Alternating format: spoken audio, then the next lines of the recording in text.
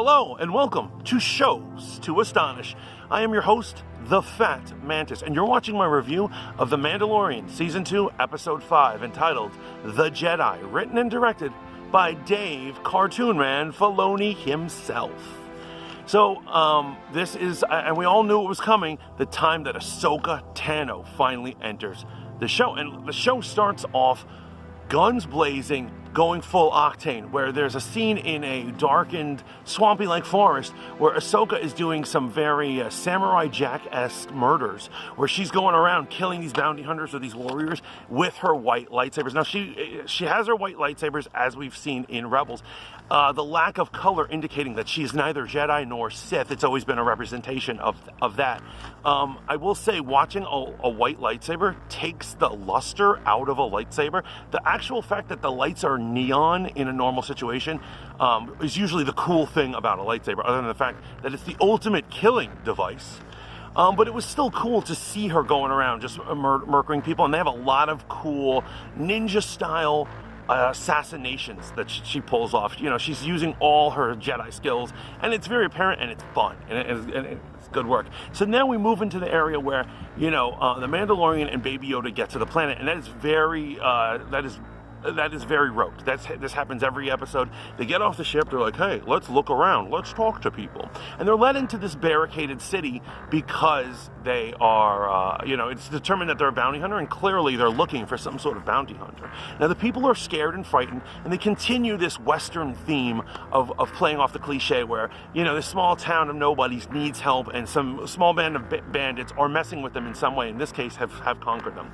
Now, he meets the magistrate, who is actually played by Diana Lee Insanto. Now, she is Danny Insanto's daughter. Her father was a martial arts legend, but also she's the goddaughter of Bruce Lee. She is in the business of Hollywood as both a fight coordinator and a stunt woman, so she gets to play the magistrate. She's not the greatest actress, but she pulled it off.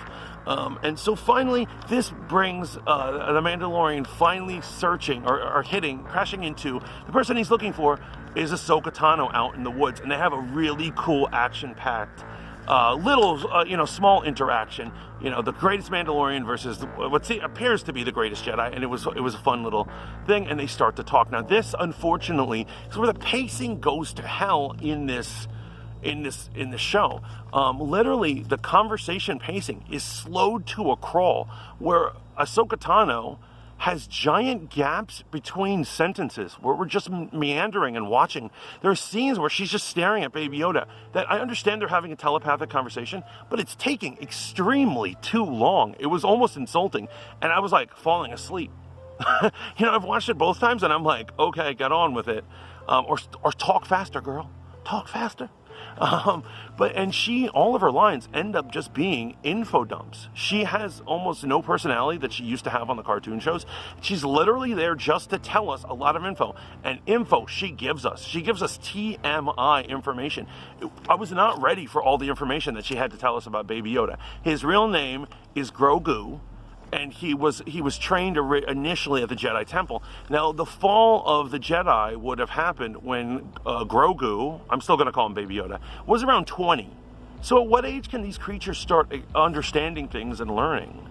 I'm actually a little... It always made sense that he was a 50-year-old baby, but he was learning 30 years ago to be a Jedi. But anyway, apparently he has some Jedi training, and he's resisted it because he knows they're hunting Jedi, so he hasn't been accessing his thing. So this information is really cool. It's a complete revelation. It's blowing our minds at this point, but it was almost too much, too fast.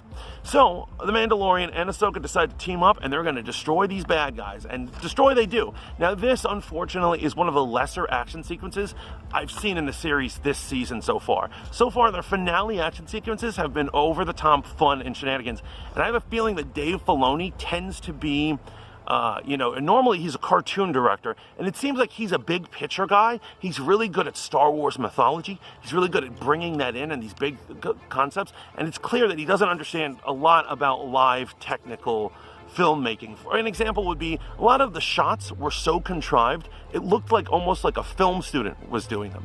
They were like, there was something wrong about them. And it was also the first time I've ever realized that they were on a soundstage. There are a lot of scenes like that. Anyway, it culminates in Ahsoka having a samurai-esque battle with the magistrate, and she gets to do a super name drop. That's right, Admiral Thrawn is mentioned. Now, I believe this is once again more padding for the origins of the First Order, because the magistrate was accused of plundering worlds to find resources to build ships. And apparently Admiral Thrawn is continuing this practice. So if he is building a fleet of ships, what is he going to use this fleet of ships for? Now, for those of you who don't know who Admiral Thrawn is, he is from Rebels cartoon, but before that he was already a star in Star Wars novelization. He's actually stars in the Thrawn trilogy, which was originally, back in the 90s, was considered the real episodes 7, 8, and 9. That's Heir to the Empire, The Last Command, and Dark Force Rising. And it's interesting that the show takes place when that trilogy should happen. It has to do with him having beef, believing that he's the heir to the Imperial Remnant, and meanwhile, as opposed to a Sith, Sith in training, that knew Palpatine named Joruus C'baoth. But that is neither here nor there. And it's interesting. I'm wondering if they're going to do soft canonization of certain broad strokes of that trilogy of novels. I'm sure fans would go crazy, because it seems to be, especially on Twitter, I'm noticing the fanboys are going crazy, especially these Rebels lovers, man. They're going totally nuts. However, I am less impressed with all this stuff. There's a lot of story building and things going on. And at the end of the episode, shockingly, in my opinion, bad writing, is that Ahsoka decides to alter the agreement she already has with Mando for no reason at all. She's like, I'm not going to train the kid. And he's like, you said we would. And she goes, yeah, but I'm not. And he's like, why? And she's like, because.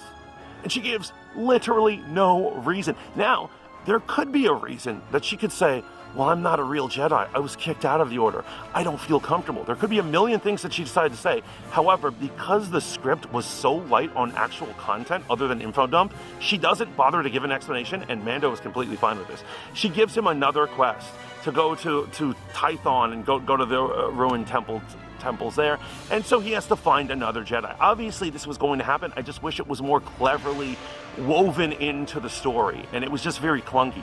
Ultimately, there was a lot of fun stuff in it, but it could not get over how technically inefficient it was in both writing and direction. I'm going to give this episode a 75. However, I am seriously looking forward to what this episode will be producing in the future. Now, we all know he's going to need another Jedi. Is that going to be Cal Kestis? Is that going to be Ezra Bridger? Who knows, but both could show up at some point.